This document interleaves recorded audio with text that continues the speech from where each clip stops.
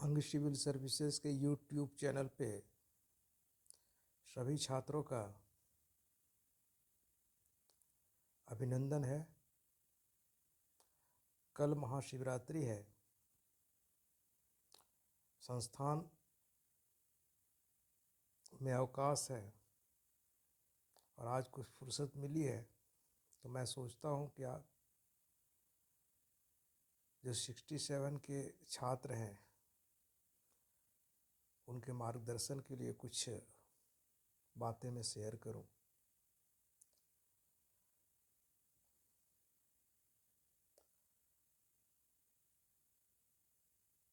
सभी छात्र मुझे उम्मीद है कि पूरी तैयारी अपनी जोर शोर से कर रहे होंगे।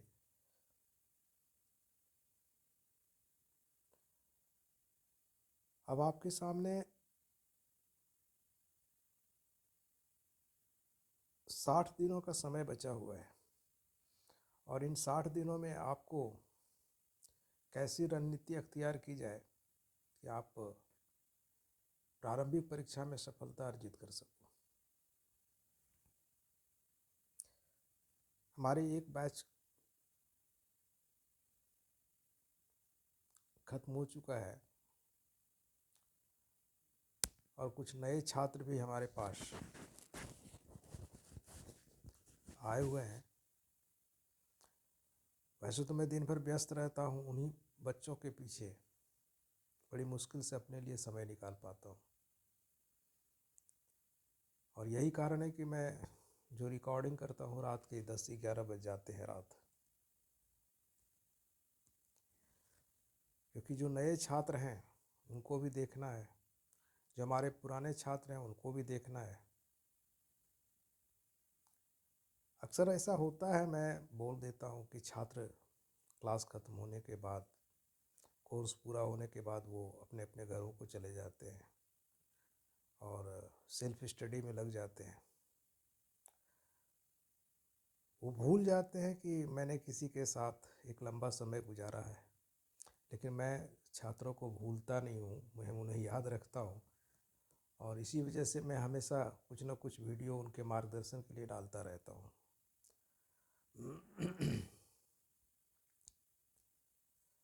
सबसे पहले तो मैं सभी छात्रों को एक बात कहना चाहूँगा कि कुछ नया पढ़ने की ज़रूरत अब नहीं है। आपने जो पढ़ लिया है या मैंने जो पढ़ा दिया है, आप उन्हीं को बार बार रिपीट कीजिए और सिर्फ और सिर्फ जो करंट की घटनाएं हैं उन घटनाओं पर बार बार फोकस कीजिए, क्योंकि अक्सर मैंने देखा है कि 70% छात्र करंट में ही फंसते हैं। नए किताब पढ़ने की ज़रूरत नहीं है, नई किताब लेने की भी ज़रूरत नहीं है। हाँ, आप एक काम कर सकते हो, किसी भी अच्छे ऑब्जेक्टिव्स किताब को खरीदिए। अगर है तो कोई दिक्कत नहीं है। बहुत लोग बोलते हैं कि सर लूसेंट का ऑब्जेक्टिव मेरे पास है। हाँ, वो भी चल जाएगा, लेकिन बेसिकली क्या है ना कि उसका पैटर्न जो है बहुत पुराने पैटर्न पे उसको लिखा गया है। आज स्थिति बदल रही है, आयोग भी सजग है और ख़ास करके याद रखना चाहिए कि 7 लाख लड़कों का फॉर्म फिलअप हुआ है। कितने लड़कों ने फॉर्म फिलअप किया इससे आप डरने की ज़रूरत नहीं है। आपको सिर्फ एक सीट चाहिए, अपनी एक सीट को बचा कर। आपका फाइट सिर्फ और एक सीट के लिए है। मैंने देखा है, एक लंबे अनुभव को मैं देख रहा हूँ कि कभी 4 लाख लड़के, कभी 5 लाख लड़के, कभी 6 लाख, कभी 7 लाख, सबसे हाईएस्ट अभी तक गया है। इसमें कहीं दो मत नहीं है कि 2 लाख लड़के एग्जामिनेशन छोड़ेंगे, जैसा कि चल रहा आयोग का कि कुछ खास ज़िलों में ही एग्जामिनेशन लिया जाएगा। अगर होम सेंटर दे देता है तब तो ये संभावना गलत साबित हो जाएगी, और अगर सेंटर को उठापटक किया, इधर उधर लेके गया सेंटर, तो फिर आपके लिए बेनिफिट है। तो वैसे सिचुएशन में बहुत सारे बच्चे एग्जामिनेशन छोड़ते हैं। बहुत सारा कारण हो सकता है, इसमें कोई एक कारण नहीं है, मैं उनको गिनाना नहीं चाहता हूँ। याद रखिएगा कि 50% बच्चे जो अपीयर होंगे वो एग्जामिनेशन हॉल में गलती करते हैं,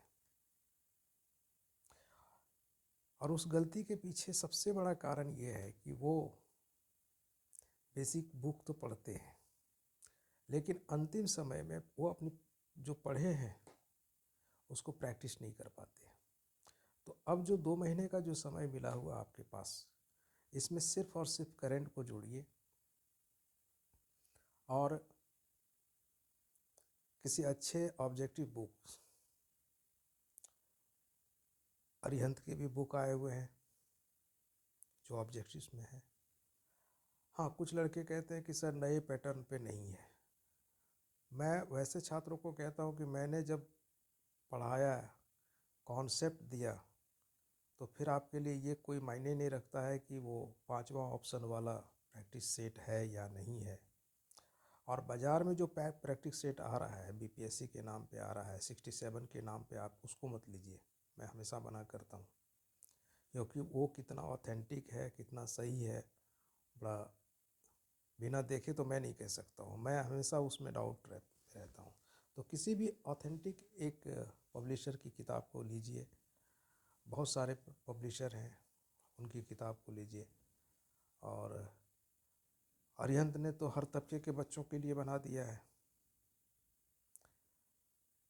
उसके 16-17 हज़ार क्वेश्चन वाले भी आए हुए हैं, 8,500 क्वेश्चन के भी निकाले हुए हैं, 4,500 वाले भी निकाले हुए हैं, 2,500 वाले भी निकाल दिए। तो आपकी जितनी क्षमता है आप उतना आप उस किताब को ले सकते हैं और उसको आप बनाने का प्रयास कीजिए। यहाँ एक फ़ायदा ये होगा कि अगर आप बनाना शुरू करोगे ना, तो एग्जामिनेशन में गलतियाँ कम होंगी। दूसरा, जो आपका स्पीड है वो स्पीड बढ़ेगा, क्योंकि आपके सामने मात्र 2 घंटे का समय होता है। 2 घंटे में आधा घंटा तो आपका चला जाता है वो फॉर्मेलिटी पूरा करने में, तो 1.5 घंटे में ही आपको जवाब देना है।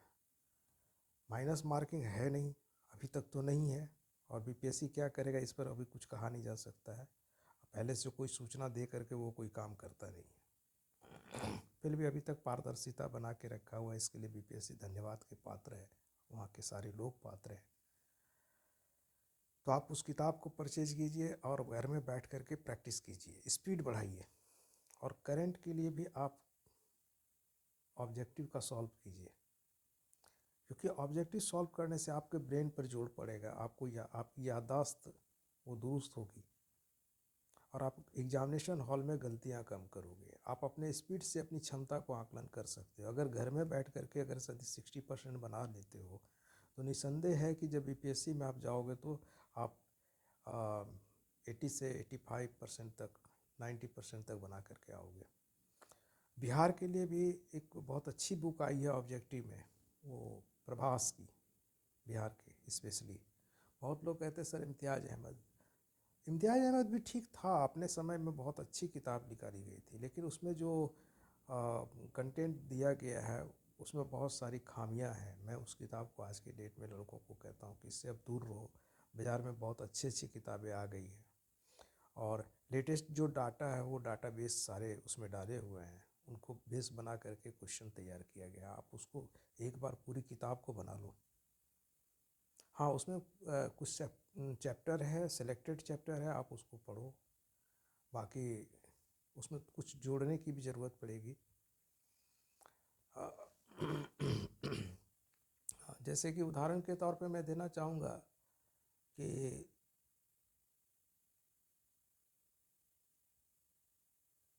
कौन सा वन्य जीव अभयारण्य हाथी के लिए प्रसिद्ध है, या कौन सा वन्य जीव अभयारण्य हिरण के लिए प्रसिद्ध है। एक उदाहरण मैं दे रहा हूँ सिंपली, लेकिन उसका स्थान उसमें नहीं दिया गया है। तो आप उसको एक टेक्स्ट बुक भी उसकी आई हुई है, आप उस टेक्स्ट बुक से भी उसका निराकरण कर सकते हो। ये कोई ज़रूरी नहीं है कि वो जो है सो जहाँ ऑब्जेक्टिव बना रहे तो वही क्वेश्चन पूछा जाएगा। मे भी पॉसिबल है कोई क्वेश्चन के पैटर्न को घुमा भी सकता है, तो आप इसको ध्यान रखना। ऑब्जेक्टिव क्वेश्चन पे ज़्यादा फोकस करोगे। दूसरा, जो बेसिक जो क्वेश्चन पूछा जाता है कि मॉडर्न हिस्ट्री से क्वेश्चन पूछे जाते हैं, साइंस से क्वेश्चन पूछे जाते हैं, बिहार से क्वेश्चन पूछे जाते हैं, करंट से क्वेश्चन पूछे जाते हैं, तो आप इन सब को पहले बना लो। लेकिन एक बात याद रखना मेरे भाइयों, बीपीएससी कोई भी सूचना दे करके काम नहीं करता है। आप एग्जामिनेशन हॉल में जाओगे तो पता चलता है कि कोई एक खास सब्जेक्ट से ही क्वेश्चन ज़्यादा उठा दिया है। और मैं देख रहा हूँ लगातार ये 5 सालों से एक ही पैटर्न पे एग्जामिनेशन लिए जा रहा है। तो ऐसे सिचुएशन में क्या है कि इस बार मुझे मेरी पता नहीं, मेरी अंतरात्मा कह रही है कि इस बार कुछ वो पलटेगा, क्योंकि एक तो बहुत ज़्यादा लड़कों की भीड़ है, और बीपीएससी के लिए छांटना, कोई भी आयोग सिलेक्शन करने के लिए तो होता नहीं, वो छांटने के लिए होता है। तो छांटने के लिए हर हथकंडा अख्तियार करता है। तो इस बार कुछ ना कुछ वो परिवर्तन करेगा, याद रखना। तो ऐसे में आप पॉलिटी जो है उसको नेगलेक्ट मत करना, इकोनॉमिक्स को नेगलेक्ट मत करना, ज्योग्राफी को भी नेगलेक्ट मत करना। जितना संभव हो सके इन सब विषयों के ऑब्जेक्टिव्स को सॉल्व कर लो। अगर हमने तो पढ़ा दिया है, और अगर यदि आप समय है तो एक बार रिवाइज कर लेना, और नहीं तो फिर ऑब्जेक्टिव पर फोकस करना। ख़ास करके इंडियन ज्योग्राफी पे क्वेश्चन और बिहार विशेष की ज्योग्राफी पे क्वेश्चन ज़्यादातर पूछे जाते हैं, तो आप उन सब चीज़ों पर अपना फोकस करते रहो। बाकी अगर मैं एक बात और कहना चाहूँगा कि जो छात्र हमारे पूर्ववर्ती छात्र हैं, जो आज मेरे से बहुत दूर हैं, अगर उनको कहीं कोई समस्या है तो आप डायरेक्ट मेरा कॉन्टैक्ट नंबर आपके पास है, आप मेरे से बात कर सकते हो, अपने दुविधाओं को दूर कर सकते हो। मैं एनी टाइम वैसे छात्रों के लिए उपलब्ध होता हूँ जिनके अंदर जिज्ञासा हो, जिनके अंदर भूख हो। ठीक है, तो 2 महीने का समय आपके लिए बहुत ही कीमती है। मैं अब कोई किताब के बारे में नहीं बताऊंगा, ना कुछ बोलूँगा किताब के बारे में, बस सिर्फ यही कहूँगा, हाथ जोड़ के मैं कहूँगा कि भाई अब समय है ऑब्जेक्टिव सॉल्व करो, अपने स्पीड को बढ़ाओ, अपने जब आप ऑब्जेक्टिव बनाने के लिए बैठोगे तब पता चलेगा कि आपके अंदर कितनी समस्याएं हैं, आप कहाँ कहाँ फंस रहे हो, क्या प्रॉब्लम है आपको, तो आप बखूबी उन समस्याओं का निराकरण कर सकते हो। तो इन्हीं सब बातों के साथ आप लोग आगे बढ़ो, और साइंस की जो जो भी आपके पास है ऑब्जेक्टिव सॉल्व करो। एक बच्चे ने मेरे से पूछा था कि क्या सर स्पीडी का साइंस पढ़ने से काम चल जाएगा। देखिए, अगर कहता नहीं है कि खुदा मेहरबान तो गधा पहलवान वाली बात हो जाती है। तो अगर यदि आपके लक में अगर यदि ये पीटी होना लिखा रहेगा तो आप स्पीडी क्या ना भी पढ़ करके जाओगे, तो आप अगर तुक्का मार के भी आओगे तो हो जाएगा। लेकिन हर जगह लक, लेबर और चांस, ये तीनों चीज़ को याद रखना। लक उसी को फेवर करता है जो लेबर करता है ना। और जब दोनों फेवर करता है तब चांस में कन्वर्ट होता है वो। तो इसलिए कोई तुक्का मारने की ज़रूरत नहीं है। आप पढ़ सकते हो, ठीक है, अगर आपके पास समय है तो आप पढ़ सकते हो। लेकिन मेरा अभी मैं एक ही बात बोलूँगा कि नया किताब मत टच करो, एकदम नहीं, नो। अगर आपको सफलता अर्जित करनी है, मैं बार बार कह रहा हूँ, अगर सफलता अर्जित करनी है तो आप किसी नए किताब को मत पकड़ो। हाँ, करंट को लेकर के बहुत सारे बच्चे कहते हैं कि क्या सर नया किताब, एग्जामिनेशन आपका जो है सो डेट अनाउंस हो चुका है, 30 अप्रैल का डेट तय कर चुका है। तो कम से कम आप जो है ना 1 महीने पहले का ऑब्जेक्टिव्स को देखो, और अप्रैल के जो है ऑब्जेक्टिव्स हैं, अगर आपको समय मिलता है, बहुत सारे बच्चे थोड़ा स्लो स्टडी करते हैं, बहुत सारे बच्चे बहुत फास्ट स्टडी करते हैं। लेकिन स्टडी करने से मतलब नहीं है, आप कितना ग्रहण कर पाते हो, आप कितना याद रख पाते हो, बस इस चीज़ पर फोकस करना है, आपकी क्षमता कितनी है, तो आप उस क्षमता के अनुसार आपको काम करना है। बाकी मेरा आशीर्वाद है, मेरी दुआ है, मैं ईश्वर से हमेशा प्रार्थना करता हूँ कि हमारे जो छात्र हैं, हमारे जो बच्चे हैं, उनको सफलता दे। और ऐसा हो भी रहा है, बहुत सारे बच्चे हमारे यहाँ जुडिशरी में क्वालिफाई किए, बहुत सारे बच्चों ने अभी, मेरे को जानकारी मिल रही है कि बहुत सारे बच्चों का शिक्षक में बीएड वगैरह किए हुए हैं तो शिक्षक में भी अपॉइंटमेंट हो रहा है, टेट वगैरह निकाले हुए हैं, तो उसके बाद स्टेट वगैरह तो देख रहा हूँ कि सफलता का जो दर है वो जा रहा है। सबसे बड़ी परेशानी ये हो रही है कि खास करके जनरल जो वर्ग के छात्र हैं उनके साथ सबसे बड़ी दिक्कत हो रही है कि उनका जो एज जो है बड़ा शॉर्ट टाइम है, 37 साल में उनको क्वालिफाई करना रहता है, तो समय उनके लिए बहुत इम्पोर्टेंट होता है, तो उनके लिए प्रायोरिटी रहता है कि मैं कहीं पहले जॉब एक्सेप्ट कर लूँ। तो ठीक है, जहाँ भी हैं आप, जैसे भी हैं, जिस जगह पे हैं आप वहाँ तैयारी करें, बाकी मेरे साथ आपके संचार माध्यमों से जुड़े रहें, व्हाट्सएप से जुड़े रहें, तो मैं तो हमेशा आपके लिए अवेलेबल हूँ। तो बस और ज़्यादा कुछ नहीं, आप सफलता अर्जित करें। हाँ, और एक जानकारी मैं देना चाहूँगा कि इस बार जो आपका जुडिशरी का जो एग्ज़ाम हुआ था, उसमें उसके रिज़ल्ट आ चुके हैं, मेंस के रिज़ल्ट आ चुके हैं। मैंने देखा है कि ज़्यादातर बच्चे इंग्लिश में फेल गए हैं, ज़्यादातर बच्चे इंग्लिश में। पता नहीं कैसे पढ़ाई करते हैं, या यूनिवर्सिटी का प्रॉब्लम है या कॉलेज का प्रॉब्लम है, और ख़ास करके लॉ के स्टूडेंट्स हैं और उनका अंग्रेज़ी में फ़ेल करना ये सबसे बड़ा दुर्भाग्य होता है। तो मेरे को बहुत सारे बच्चों ने कहा कि सर आप अंग्रेज़ी का क्लास एक स्टार्ट करवा दीजिए, तो मैं आप लोगों को सूचना दे दूं कि बहुत जल्द हमारे यहाँ कॉम्पिटिटिव इंग्लिश का क्लास आरंभ हो रहा है। आप लोग जुड़ सकते हैं उससे, जिनका वैसा बेस कमज़ोर है, क्योंकि अंग्रेज़ी हमारे बिहार में हिंदी भाषी क्षेत्रों में अंग्रेज़ी को उतनी महत्व नहीं दी गई, लेकिन अंग्रेज़ी ज़रूरी है।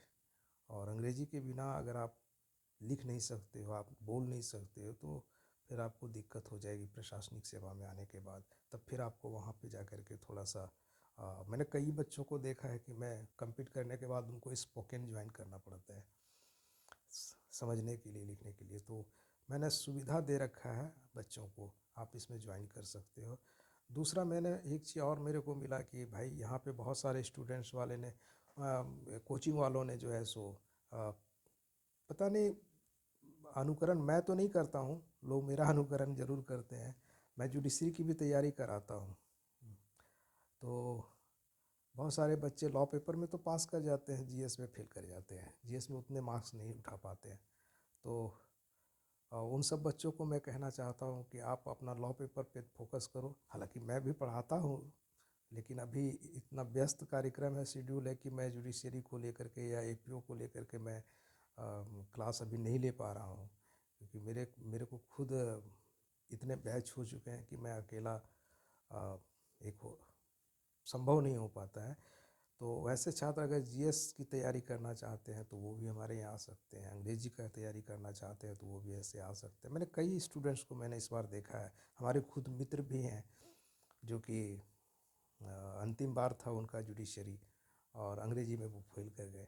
बड़ी तकलीफ़ होती है ऐसे वक्त कि आप पीटी निकालते हो और फिर आप एक कॉन्फिडेंस लेवल में रहते हो कि भाई मेरा तो सब कुछ तैयार है, मैं तो निकाल लूँगा, मैं बार बार कहता भी था कि आप मेरे पास आ जाओ, मेरे संस्थान में जुड़ जाओ, मेरे साथ आ जाओ, कुछ थोड़ा सा टिप्स दे दूंगा, थोड़ा सा कुछ पढ़ाई करा देता हूँ। लेकिन फुली कॉन्फिडेंस कभी कभी लड़कों को लेकर के डूबता भी है। तो आपको कॉन्फिडेंस हो, मगर सकारात्मक कॉन्फिडेंस हो, इतना ज़्यादा कॉन्फिडेंस में नहीं चला जाना है कि जो है सो वो खतरनाक हो जाए। ठीक है, तो बाकी आप लोग अपने अपने जगह पर अच्छे से तैयारी कीजिए। और एक बात और मैं बता, स्वास्थ्य सबसे बड़ी पूंजी होती है, ज़्यादा देर तक रात तक जग करके आपको तैयारी नहीं करना है। ठीक है, एक शेड्यूल बना लीजिए, और प्रत्येक दिन कम से कम आप, हमको लगता है कि 2 या 3 set, topic wise set, don't practice set, topic wise अगर सेट को आप सॉल्व करते हो तो मैं समझता हूँ कि 2 महीना काफ़ी है सारे पेपर को देखने के लिए। आप सफलता आपको प्राप्त हो जाएगी। बाकी बेस्ट ऑफ लक। फिर मैं आगे आऊँगा, फिर मैं वीडियो बनाऊँगा, और फिर मैं आपके बीच में उन वीडियो को लेकर के मैं आ रहा हूँ, बहुत जल्दी आऊँगा।